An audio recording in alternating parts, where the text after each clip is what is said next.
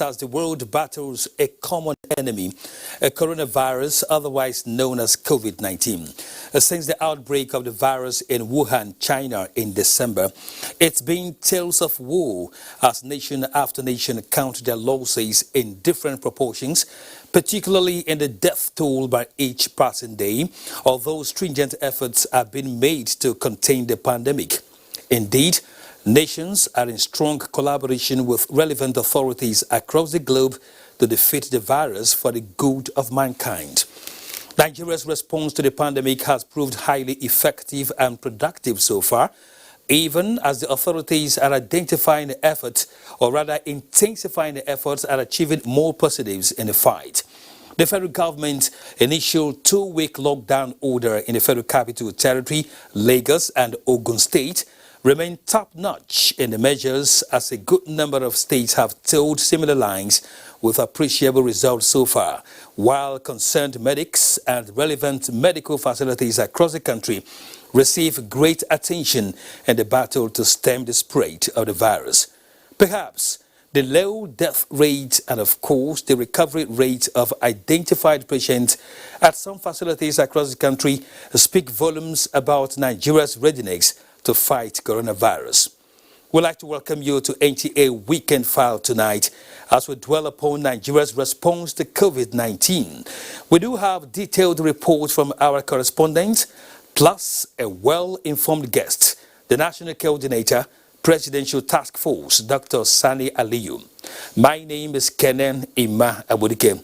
The news now.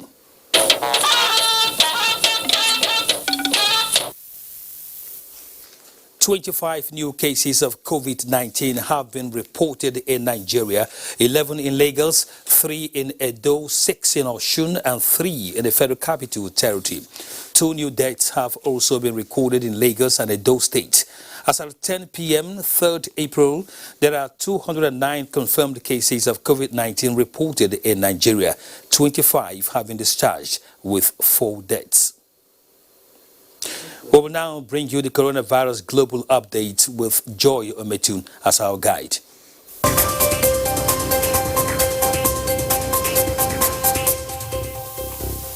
The World Health Organization warns that rushing to lift restrictions could prolong the global pandemic.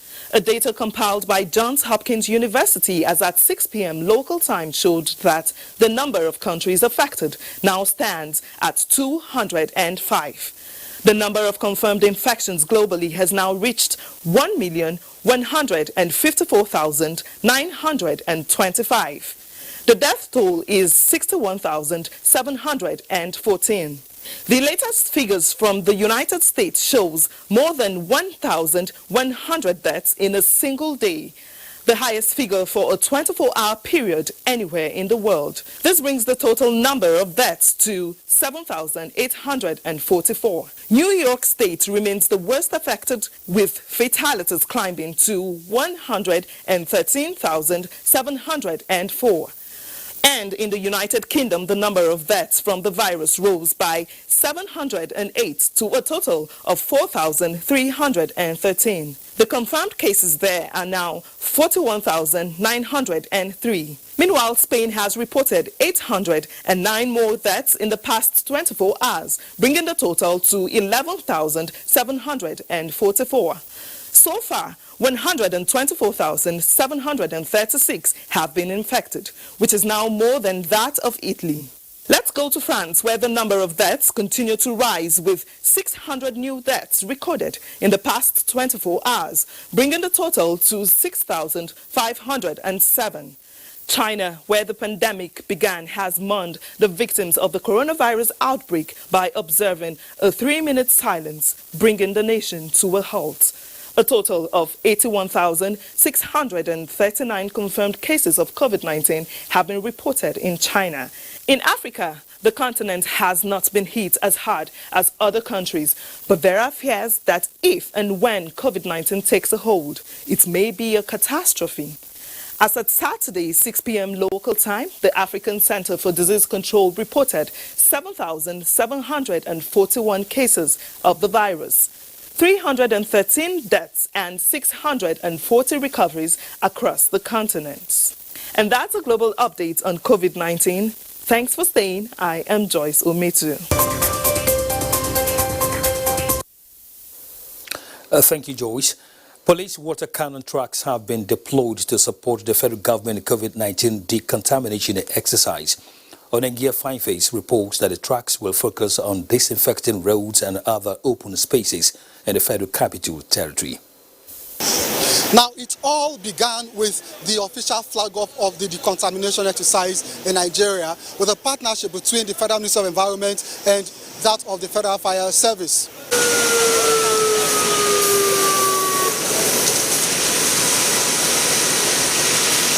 That partnership is now extended to the Ministry of Police Affairs, where some trucks that were either to use as riot vehicles to disperse crowd are now incorporated into the decontamination exercise. We will decontaminate the whole of FCT by the grace of God. And again, we are very concerned with high-risk areas like market, motor parks, which will all be done in the next 2-3 days. The fighter trucks have shown the capacity to participate in the decontamination exercise. It's now time for action as they drive out into the streets of Abuja. Onengia Fineface, NTA News. As part of a commitment made under the auspices of the Nigerian oil and gas industry intervention, the Nigerian National Petroleum Corporation and joint venture partners are equipping This Day Dome as an isolation center with 190 beds capacity as part of its 21 billion naira raised for the fight against COVID-19. A secretary to the government of the Federation, Boss Mustafa, who inspected the ongoing work at the facility, commended the industry players for the intervention while reiterating the government's resolve to deploy all instruments to curtail the spread. Lydia Sampson has more. The NNPC and its partners in the upstream, downstream and services sector launched an industry collaborative initiative in support of ongoing federal government's effort to curb the spread of coronavirus in Nigeria. The key players say the ongoing reconstruction of This Day Dome, a popular event center with 190 beds, is in line with global trend for preparation. On behalf of the oil industry, on behalf of NNPC, I hereby hand over all the ambulances that we've been able to put together. We are still getting more. This is an ongoing effort. We are not praying to get to that, but we must prepare. And there is nothing like over-preparation in this regard. I believe it is better that we get prepared and get over-prepared than not to prepare alone. The Group Managing Director, NNPC, Mele Kyari, says the total commitment to the initiative is now 21 billion naira, which will be donated in kind. NNPC and partners have streamlined the program for the distribution nationwide. Hope is that we will never need this. If it does come to a situation where we need it, this place will be adequate and available to house 190 patients at any one time. And we're also happy to say that the industry, oil and gas in particular, are donating about 121 billion naira now from the 11 billion that we announced last week. And they're all going to be in kind. The companies are going to use their own procurement processes to bring this item on the table. The construction companies, CCECC, we have RCC, so all the construction companies are coming together, whilst we in the oil sector will try and be the catalyst to quicken the process and at least put things together. Already, 5 ambulances by a leading NNPC joint venture partner, Aitio Exploration and Production Company Limited, was handed over to the Secretary to the Federal Government and Chairman Presidential Task Force on COVID-19. Another NNPC facility in Utaku is also to be made ready in the next 2 weeks with another 60 beds isolation center. In Abuja, Lydia Sampson, NTA News. Now, the Minister of Finance, Budget and National Planning, Zainab Ahmed, on Saturday met with the leadership of the National Assembly to intimate it with an executive proposal to establish a 500 billion naira COVID-19 crisis intervention fund. A statement by the Special Advisor to the President of the Senate on Media, Ola Awoniyi, says the Finance Minister with senior officials from her ministry held the meeting with the President of the Senate, Ahmad Lawan, Speaker of the House of Representatives, Right Honorable Femi Gbajabiamila, and other principal officers of the National Assembly. The minister explains that the fund will involve mopping up resources from various special accounts to be able to pull together 500 billion naira.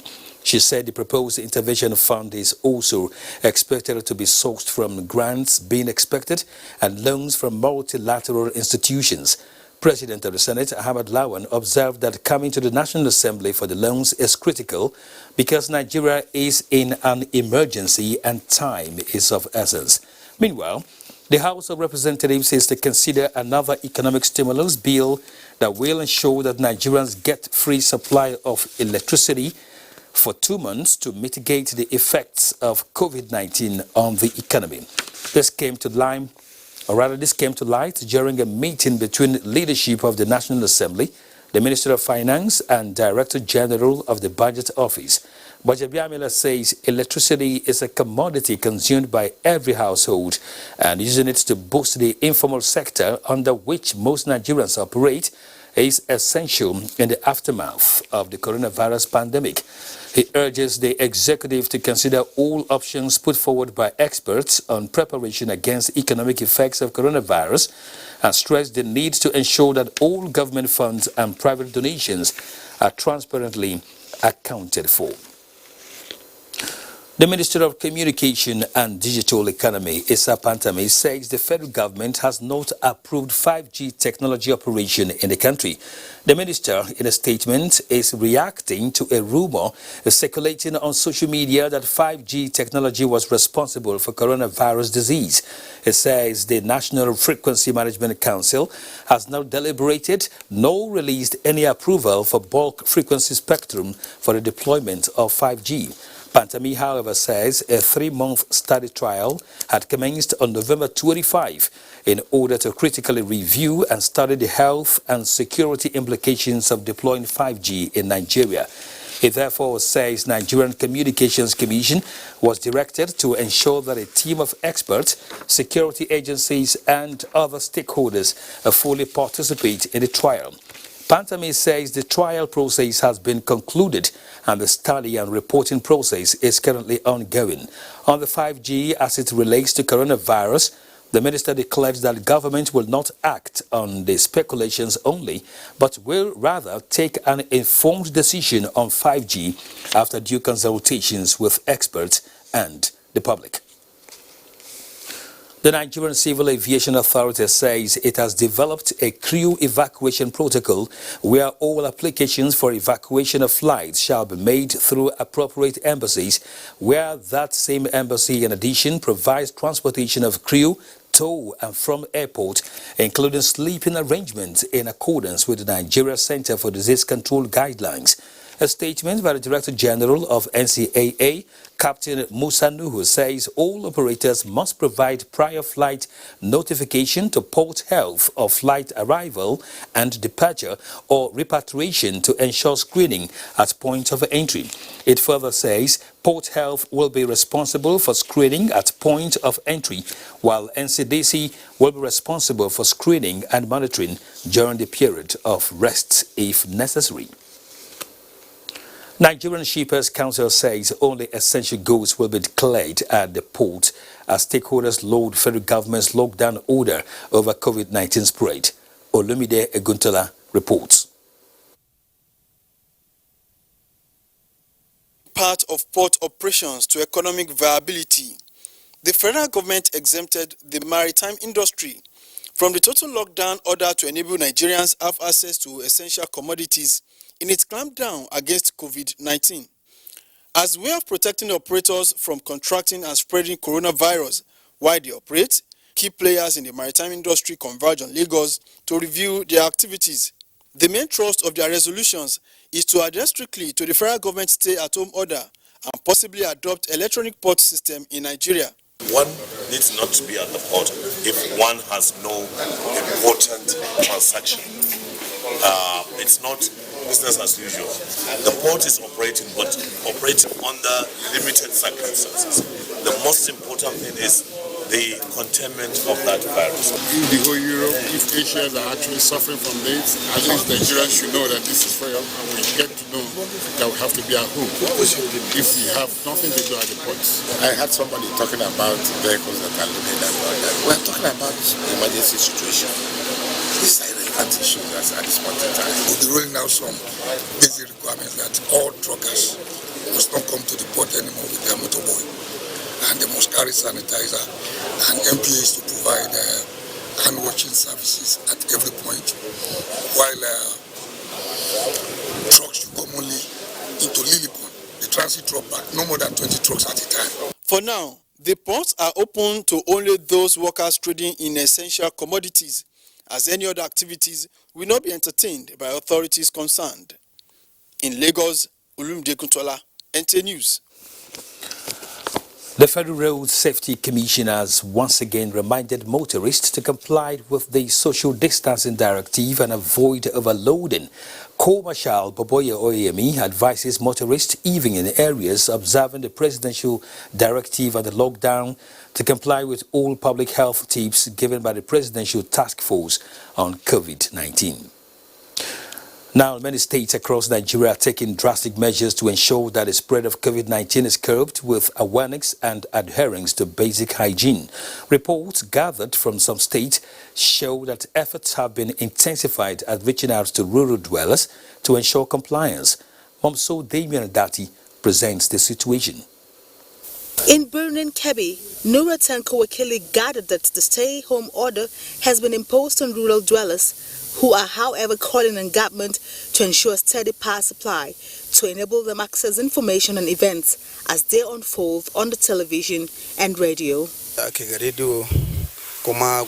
been hearing about it on radio, and we have adopted the preventive measures. From Uyo comes a report that some residents and motorists are yet to comply fully with the state government's directive on total cessation of movement meant to curb the spread of COVID-19.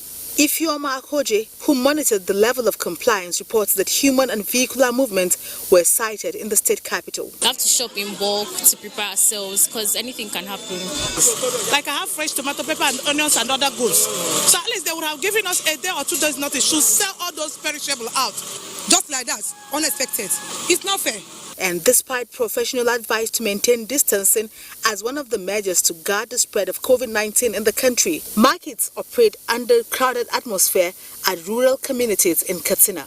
Shehu Adamu, who was at one of the markets in Dora local government area of Katsina State, reports of no compliance. This issue can easily assist for the spread of the infections.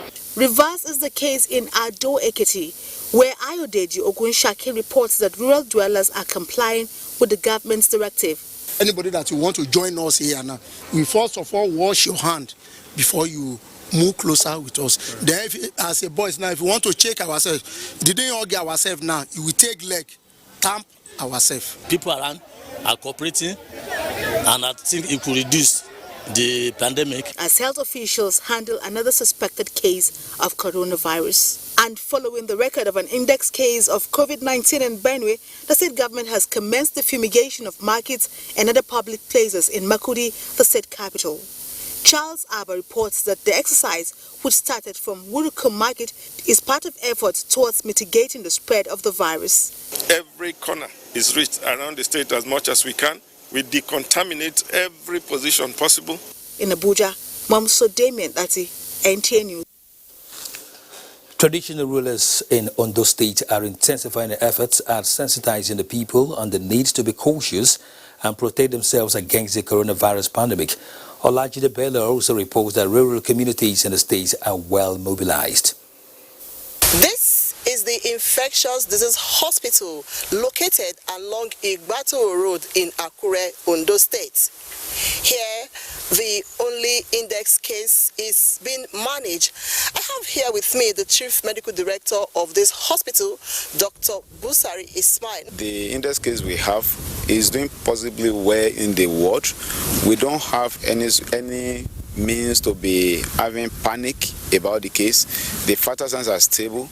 We have enough medical personnel that's in place. Earlier today, the governor of Ondo State, Mr. Oluwarotimi Akeredolu, addressed newsmen. Whatever it is, you will know that all we have to do to prevent a spread, exponential spread or whatever, has been done with this man being in self-isolation. We want you to believe in yourself and believe in us. There is no fear, there is no cause for fear. All of us should live a normal life, but keep safe. Stay more at home. Maintain this physical and social distance. Now, immediately the news of the reported index case in Ondo State went to town last night, there was apprehension. I also spoke with some people. When we heard the news, we will calm down because already people will be told that everybody should be calm and observe the hand washing and hygiene. That'll be all from here in Ondo State, and it's back to you in the studio.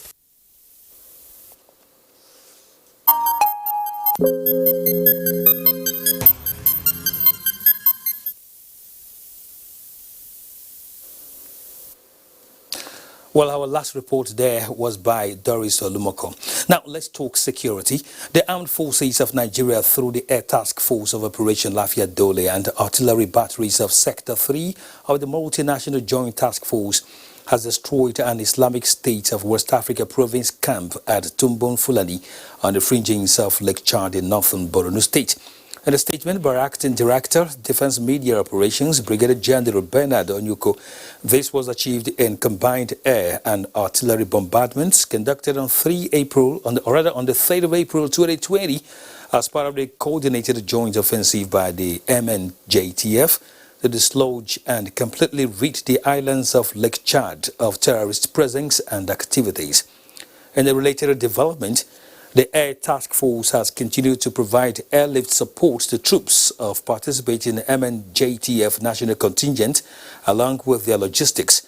NAV ISR platforms and helicopters are also providing aerial command posts for enhanced coordination of close air support missions, as well as fire control support for independent ground artillery bombardment of terrorists' positions. Now, President Muhammadu Buhari felicitates with renowned academic and prolific writer Professor Olufemi Obafemi on his 70th birthday, congratulating him for distinguished career and contribution to nation building. A statement by Presidential Advisor on Media and Publicity, Femi Adesina, says that President Buhari believes the scholar's willingness to accept invitations for national service and make available his vast experience and wisdom remains commendable, especially in strategic places like the National Institute of Policy and Strategic Studies, NIPSS, National Commission for Museums and Monuments, and some of the nation's universities. As former president of Association of Nigerian Authors and the only recipient of the Nigerian National Order of Merit, NNOM, in the Humanities for 2018, President Buhari strongly extols Professor Obafemi's passion for research, creative spirit, and organizational skills. President Buhari wishes him longer life, good health, and more strength to keep serving the nation. Meanwhile, President Muhammadu Buhari sends greetings to renowned journalist and publisher Mayowa Abiodun Akimbelu, popularly known as Mayo Akimbelu, on his 60th birthday. President Buhari congratulates Akimbelu for diligently following his passion to serve the country as a journalist, affirming that his reporting and editing skills have truly curated awareness and stirred public interest on topical issues and personalities.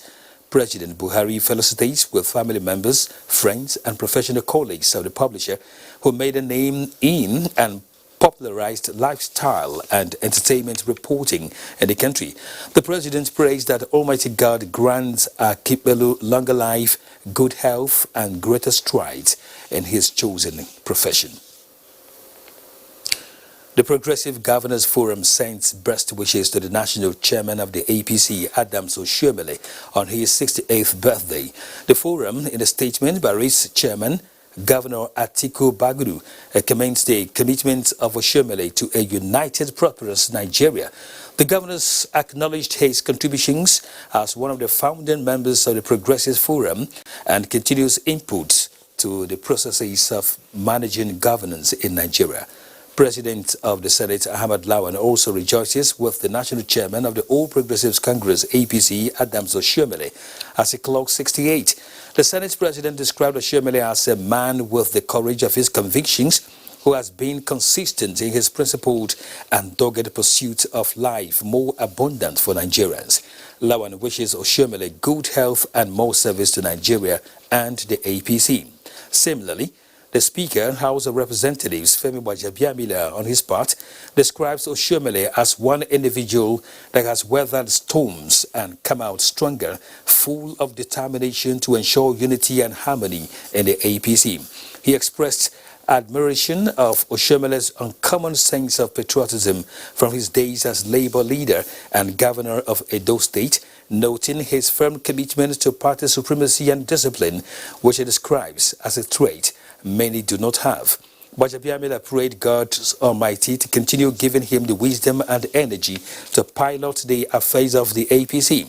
In the meantime, the Speaker, Gbajabiamila, felicitates with Awujale of Ijebuland, Oba Sikiru Kayode Adetona, on his 60th coronation anniversary. Gbajabiamila says, as one of the longest-serving royal fathers in the country, Oba Adetona exhibited good leadership in Ijebuland and beyond, as wishes the monarch to continue to provide good leadership and more fruitful years on the throne. We'll take our first break now. When we return, we will tackle our topic with correspondence report and begin our conversation with our guest who is standing by. So stay tuned. You're welcome back to Weekend File. Residents of Lagos, the most populous and commercial nerve center of Nigeria, in line with the stay-at-home order of the federal government, have displayed a high level of compliance with the directive. Nosa Usula reports that efforts of law enforcement agents on the need to comply with the imperative order contributed to the success story recorded. Of measures to curb the spread of COVID-19, President Muhammadu Buhari had ordered the lockdown of Abuja and Lagos, which have the highest number of confirmed cases, as well as Ogun State, because of its proximity to Lagos. The lockdown is also expected to make it easy to trace and isolate all individuals that have come in contact with confirmed cases. Following the order, NTA News crew, while monitoring the situation in Lagos State, observed that there was compliance in most parts of the state.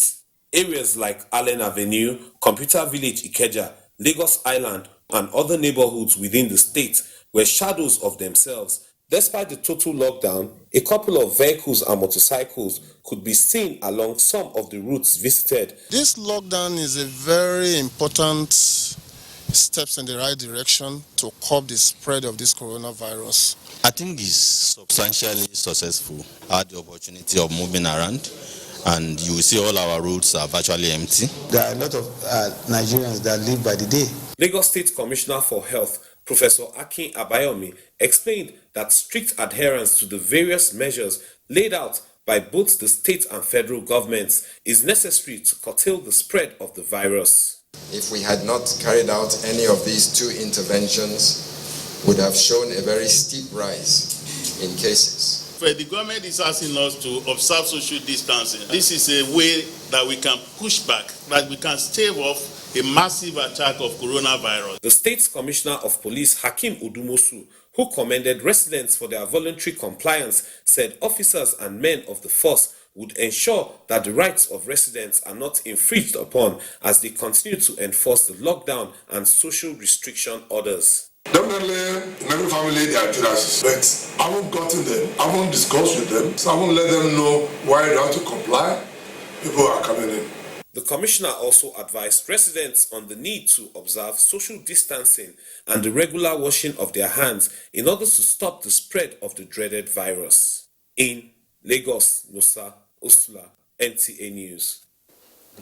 Across the world, the outbreak of coronavirus has strained healthcare systems and hit economies hard, with few countries expected to emerge unscathed by the pandemic's financial effect.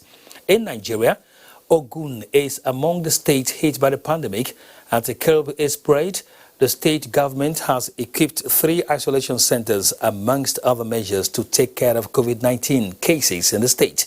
Leko Abunde takes the story from here.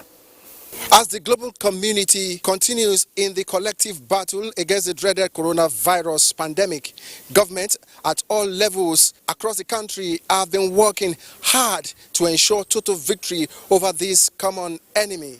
Here in Ogun State, the big question to be unraveled is how prepared is the state government in the terms of facilities to fight the pandemic ravaging the world. As a state with unique geographical peculiarities bordering several states in the southwest of the country and neighboring Benin Republic, Ogun State's vulnerability to contracting coronavirus is an issue of concern. This is why the government is not taking anything for granted in the health sector. So far, a lot has been done and is still being done to fight the dreaded coronavirus to a standstill. Besides the 100-bed capacity isolation center located at Iberekodo area of Abuja, the state has 2 other isolation centers provided by the state government at Ikene and Shagamu local government areas of the state. 2 prominent sons of the state have also donated 2 centers under preparation to serve as isolation centers. Aside from that, you notice that Commission along with the Kenya Isolation Center were fumigation equipment. When this lockdown takes effect, one of the things we'll be doing is to visit all our markets and public places and get them fumigated. Government is also planning to provide a laboratory for tests as well as protective kits. Though the cases in the state is still in a single-digit bracket, the authority is being proactive with adequate provision for medical personnel and logistics with support from individuals, religious organizations, and other categories of stakeholders. In Abeokuta, Lekon Agbonde, NTA News. Okay, let's now begin our conversation with our guests on Weekend File. He is the National Coordinator, Presidential Task Force, PTF, on COVID-19, Dr. Sani Aliyu. You're welcome to Weekend File. Thank you for having me. As we speak, most parts of the country are on lockdown. Let's start with the effects. How do you look at it? Is it really working? Well, as far as the Presidential Task Force is concerned, this is a step that was necessary and we had to take. If you look at what is going on in other parts of the world, especially Europe at the moment, you can see that for countries that delayed in taking those aggressive steps necessary to control the pandemic, it gets out of control. You completely lose it. For Abuja and Lagos and Ogun, our decision was very selective because we realized the impact it will have on the general populace, on our communities, the socio-economic adverse effects it could have of just asking people to stay at home. So it wasn't an easy decision, and so far we feel that it is working. It's one of the most impactful measures that we can have when it comes to controlling coronavirus disease. The most important is to isolate, to test and to treat a patient, and then to follow up the contacts. And we have been doing this right from the beginning of the pandemic. But clearly, as you can see, the numbers have been going up, which made it very necessary for us to take the next step, which is really asking people to stay at home. All right, some of us are on essential duty. We come to work every other day, and some of us have been able to notice that there are some people who even, don't respect the lockdown, although they are being contained or contended by the relevant authorities, this time the security operatives all around Abuja at the moment. Have you people been monitoring and evaluating, these stages? So we have been monitoring together with our partners, particularly the security agencies, have been working very hard. As you know, it's always a balance. We've given guidelines in terms of what the expectations are. We cannot ask people to stay at home for 2 weeks without going out to shop for food, for instance, or maybe if they are sick, going out to buy medicines. So we have made those exceptions. But as I keep on saying, this is a collective effort. We have to work together in order to get on top of the coronavirus pandemic. We are appealing to the general public to please follow the guidelines that we have provided, and not to try and go beyond what we have specified. So for instance, when it comes to opening of shops, we have specified the number of hours that they can open, even markets as well, and certainly only neighborhood markets but not the main markets. And we'll continue to review these measures. If it looks like it's not working, we will review and possibly strengthen some of these measures. But we are very much aware of the inconvenience this is causing our public, and we will try and be as reasonable as we can, while at the same time accepting that government has a responsibility to keep the public healthy. I think it's very imperative you mentioned that, because a lot of people are grumbling under the lockdown, the effects of the lockdown, even when it is for the purpose of safety. Thank you very much for that. But let's talk about contact tracing. How far so far? So far, we have, with our partners, particularly the Nigeria Center for Disease Control, we've been contact tracing all those that have come in close contact with people that are positive, as well as persons of interest. These are people who have returned from countries with high burden. So far, 71%, we've been able to achieve 71% of those that have had contact in terms of knowing where they are and monitoring them. And we're still working very hard to reach the remaining 29 or 30%. As you'll probably be aware, it's not easy. We are now contact tracing thousands of people. In areas like Lagos, for instance, that's a huge task. Abuja as well as Ogun. But we will continue to push, we'll continue to support our partners, and we'll continue to make sure that the public are aware of why it is important to trace those that might have the infection and isolate them or quarantine them. Could you address this issue of some suspects escaping from isolation centers? How true is the situation? So, as you know, there's a lot of there's a lot of news on the social media that may not be entirely accurate. I don't have the details of this particular case, so I can't really comment on it. We'll have to wait until we get further details. But certainly, all I can say at the moment is it's important that people do not spread fake news regarding coronavirus. Already our society, people are quite anxious, people are quite worried, and really we shouldn't make matters worse by trying to inflame the situation. Okay, we'll let you go after this. One more question. Could you comment freely now on the free medical kits that we are expecting? A lot of people are insinuating that we are not really safe. We are not really safe with with such medical kits. So we have received donations from the Jack Ma Foundation. We are expecting donations from the UN system. All right, Dr. Aliyu, let me hold you there. Let's go for a break right now. A weekend file. Dr. Aliyu is still very much. Thank you for staying with us. In line with global public health practice, Kaduna State government imposed dusk to dawn curfew throughout the state as part of measures to contain the spread of coronavirus. Ahmad Umar Kudan monitors the level of compliance and the impact of the lockdown. Infections from the common. As coronavirus pandemic continues to ravage the world, with confirmed cases in Kaduna, the state government imposed a 24-hour curfew throughout the state to prevent any spread. All residents of Kaduna State are quarantined and must stay at home. No office, event center, market, shop or business of any sort or place of worship is allowed to open. The only category of persons exempted are workers in essential services. With this development, markets and motor parks are closed, while the major streets are deserted without the usual vehicular movement, and detachments of security agents drafted to strategic locations to ensure compliance. Only those on essential duties, those selling food items or medicines are allowed access. Transit through Kaduna Metropolis is allowed only along the Western Bypass.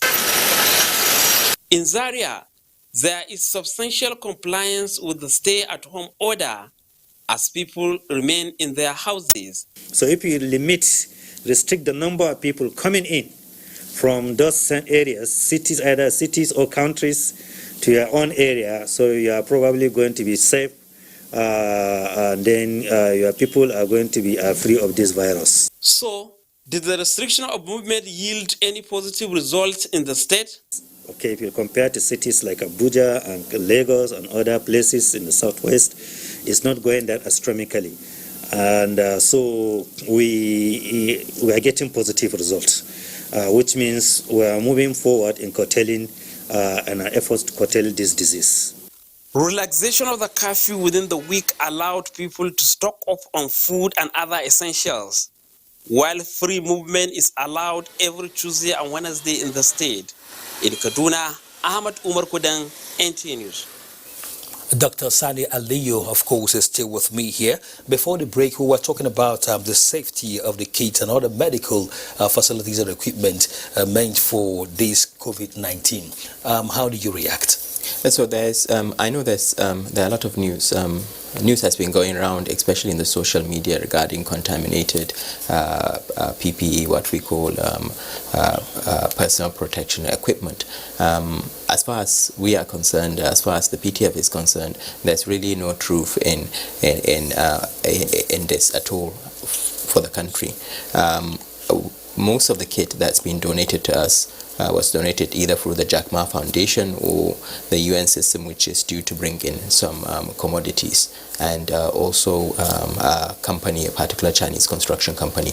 These are all commodities that have been QE marked. That is, they are standard, they are clean, they are supposed to be used in a safe manner.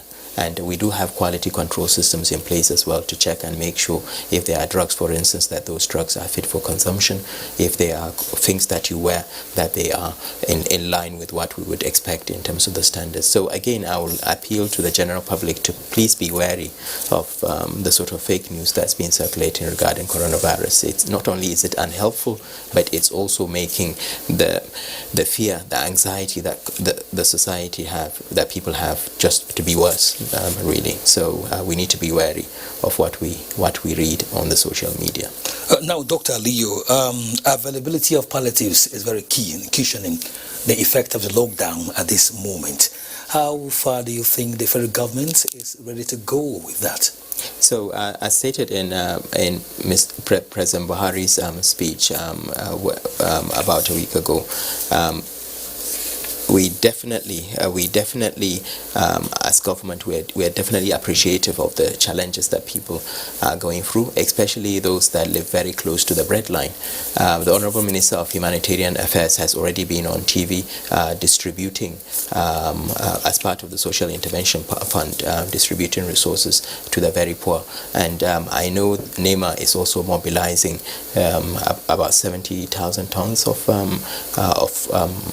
mostly grains to be distributed to the needy. Government is committed to alleviating the difficulties that people are facing while we try to get on top of this pandemic. We had to take the measures we took in order to protect public health, in order to make sure that we are not in the same situation as other countries are in Europe and Southeast Asia, for instance, and even the United States. Don't forget that this infection is an infection that kills. It can practically wipe out a whole generation of our citizens unless we are really, really serious in tackling it. If we were to stay back and not do anything, virtually every 6.5 days the numbers will double. So it's that bad unless we truly and really take the steps that are necessary to interrupt transmission. Coronavirus does not fly on its own. It can only be transmitted from person to person. And therefore, keeping people away from each other, whether it's from physical, in terms of having physical barriers, or staying at home, or social distancing, is the only way you can stop the ongoing transmission of the virus. It's been shown in China, it's been shown in Hong Kong and other countries that once you impose these measures, especially if other measures such as isolation, testing, contact tracing, and treatment has not worked, once you impose the additional measures, the numbers come down. And the faster these numbers come down, the faster we'll be able to reach a situation where we're back to normal and we can get our economy moving again. Thank you, Dr. Sani Aliyu. We sincerely appreciate what you and your team are doing, and we wish you good luck. Thank you very much. Thanks for coming on Weekend File. Thank you for having me. We're talking with the National Coordinator, Presidential Task Force on COVID-19, Dr. Sani Aliyu. It's now time for a final break before we conclude Weekend File tonight. Thanks indeed for staying with us. In a bid to prevent further spread of COVID-19, Nigeria police is to deal with errant young boys engaging in street soccer. Olumide Guntola has this and more on Sports Update.